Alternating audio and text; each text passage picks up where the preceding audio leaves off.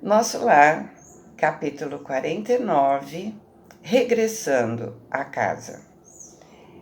Imitando a criança que se conduz pelos passos dos benfeitores, cheguei à minha cidade com a sensação indescritível do viajante que retorna ao berço natal depois de longa ausência. Sim, a paisagem não se modificou de maneira sensível. As velhas árvores do bairro, o mar, o mesmo céu, o mesmo perfume errante. Embriagado de alegria, não notei, mas a expressão fisionômica da senhora Laura, que denunciava extrema preocupação, e me despedi da pequena caravana que seguia adiante. Clarencio me abraçou e falou: Você tem uma semana ao seu dispor.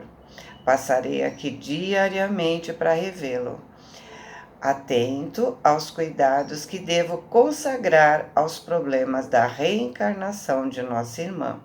Se quiser ir a nosso lar, aproveitará minha companhia. Passe bem, André. Último adeus à dedicada mãe de Lísias, e me vi só, respirando profundamente o ar de outros tempos. Não me demorei a examinar pormenores. Atravessei rapidamente algumas ruas a caminho de casa. O coração batia descompassado à medida que me aproximava do grande portão de entrada. O vento, como outrora, sussurrava carícias no arvoredo do pequeno parque. Desabrochavam as aleias e rosas, saudando a luz primaveril, frente ao pórtico. Ostentava-se garbosa a palmeira que, com Zélia, havia plantado no primeiro aniversário de casamento. Ébrio de felicidade, avancei para o interior. Porém, tudo denotava diferenças enormes. Onde estariam os velhos móveis de jacarandá? E o grande retrato, onde, com a esposa e filhinhos, formávamos gracioso grupo? Alguma coisa me oprimia ansiosamente. O que teria acontecido? Comecei a cambalear de emoção. Me dirigi à sala de jantar, onde vi a filhinha mais nova, transformada em jovem casadoira. E quase ao mesmo instante, vi Zélia, que saía do quarto, acompanhada de um cavalheiro que me pareceu um médico, à primeira vista. Gritei minha alegria com todas as forças dos pulmões, mas as palavras pareciam ecoar pela casa sem atingir os ouvidos dos circunstantes. Compreendi a situação e me calei desapontado. Abracei-me à companheira com carinho de minha saudade imensa, mas ela parecia totalmente insensível ao meu gesto de amor. Muito atenta, perguntou o cavaleiro alguma coisa que não pude compreender de imediato. O interlocutor, baixando a voz, respondeu respeitoso: Só amanhã poderei diagnosticar seguramente, porque a pneumonia se apresenta muito complicada, com virtude da hipertensão. Todo o cuidado é pouco. O doutor Ernesto reclama absoluto repouso. Quem seria aquele doutor Ernesto? Estava perdido num mar de indagações, quando ouvi minha esposa suplicar ansiosa: Mas, doutor, salve-o, por caridade. Peço-lhe, ou não suportaria uma segunda viuvez. Zélia chorava e torcia as mãos, demonstrando imensa angústia. Um corisco, quer dizer, um raio, né? Não me fulminaria com tamanha violência. Outro homem se apossou do meu lar. A esposa me esqueceu. A casa não me pertencia mais. Valia a pena ter esperado tanto para colher semelhantes desilusões?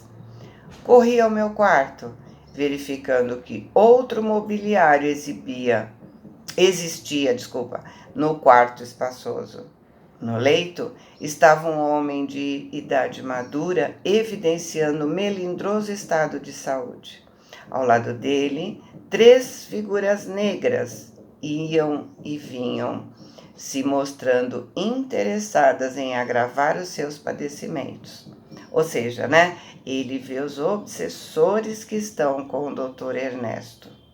Imediatamente tive ímpetos de odiar o intruso com todas as forças, mas eu já não era o mesmo homem de outros tempos. O Senhor havia me chamado aos ensinamentos do amor, da fraternidade e do perdão. Verifiquei que o doente estava cercado de entidades inferiores devotadas ao mal. Entretanto, não consegui auxiliá-lo imediatamente. Então, aqui vemos que ele mudou de verdade, né? Se ele tivesse vindo antes, com certeza se juntaria aos obsessores. Mas, mesmo tendo mudado, ainda não conseguia auxiliar. Desculpa. Me sentei decepcionado e acabrunhado, vendo Zélia entrar e sair do aposento várias vezes, acariciando o enfermo com ternura que me coube nos outros tempos. E depois de algumas horas de amarga observação e meditação, voltei cambaleante à sala de jantar, onde encontrei as filhas conversando. As surpresas se sucediam. A mais velha se casou e tinha ao colo um filhinho. E meu filho, onde estaria ele? Zélia instruiu convenientemente uma velha enfermeira e mais calmamente veio conversar com as filhas. E a primogênita disse: Vim vê-los, mamãe, não só para colher notícias do Dr. Ernesto, como também porque hoje singulares saudades de papai atormentam o meu coração. Desde cedo, não sei por que penso tanto nele. É uma coisa que não sei bem definir. Não terminou. Lágrimas abundantes brotavam de seus olhos. Zélia, com imensa surpresa para mim, se dirigiu à filha autoritariamente. Ora essa, era o que nos faltava. Aflitíssima como estou, tolerar as suas perturbações. Que passadismo é esse, minha filha? Já proibi vocês terminantemente qualquer referência a seu pai nessa casa. Não sabe que isso desgosta o Ernesto? Já vendi tudo quanto nos recordava que o passado morto, modifiquei os aspectos das próprias paredes e você parece não pode me ajudar nisso? A filha mais jovem interveio acrescentando: Desde que a pobre mana começou a se interessar pelo maldito espiritismo, vive com essas tolices na cachola, onde já se viu tal disparate. Essa história dos mortos voltarem é o cúmulo dos absurdos.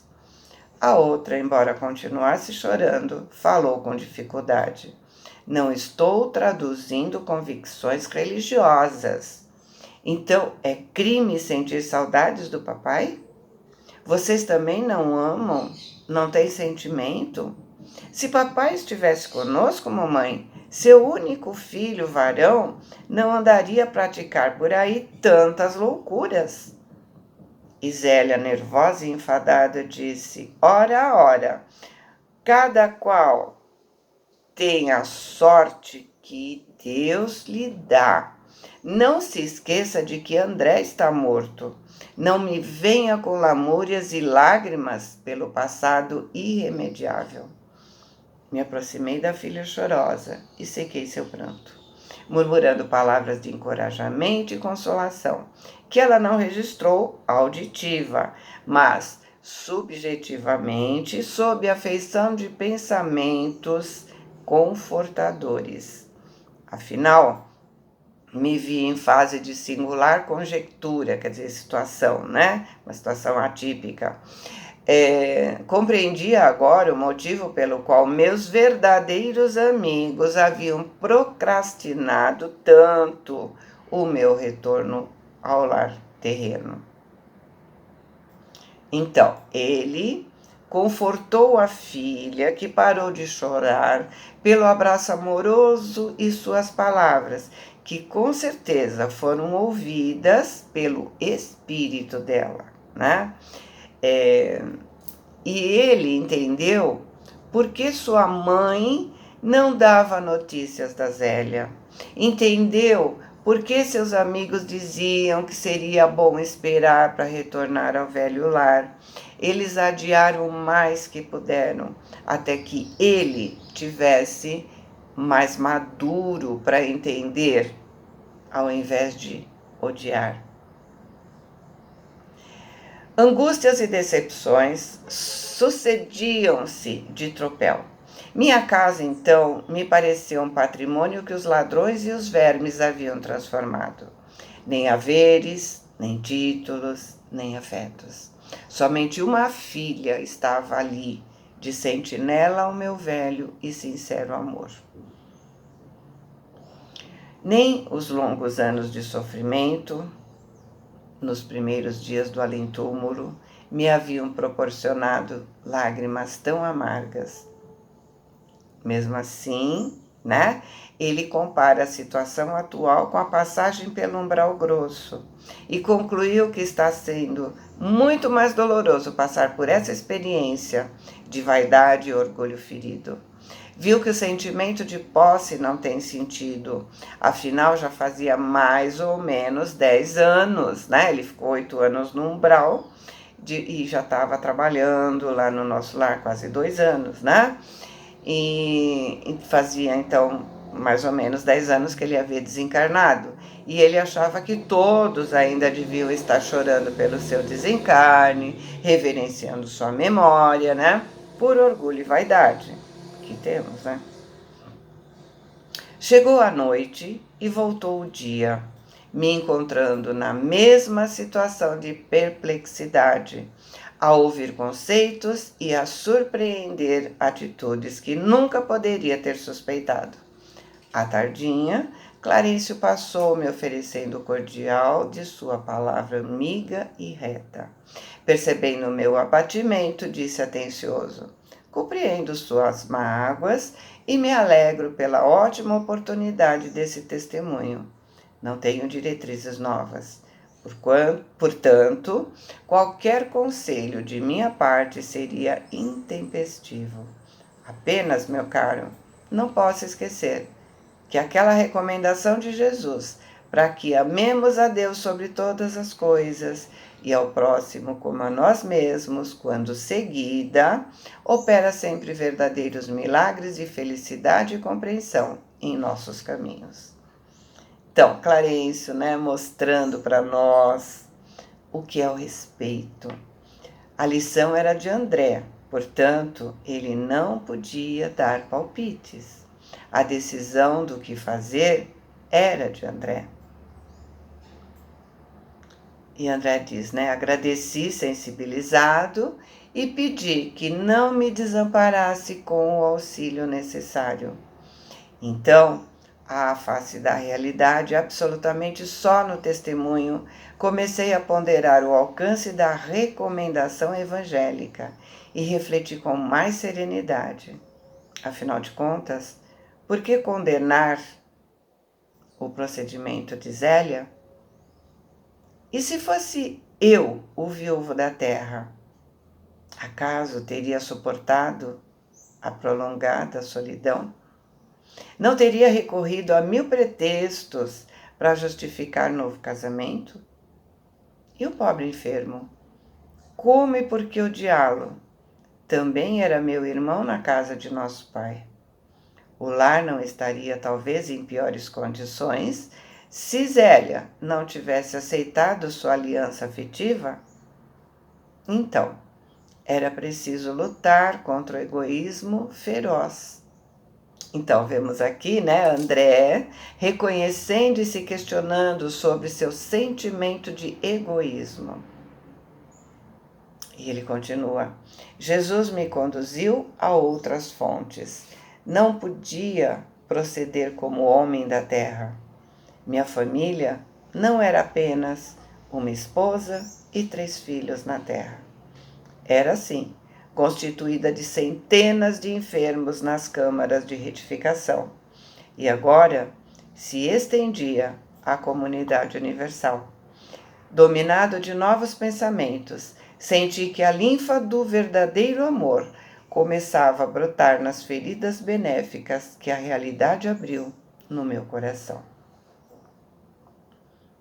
Então, finalmente vemos André se libertando do orgulho, da vaidade, do egoísmo, do sentimento de posse, né? Minha esposa, meus filhos, minha casa.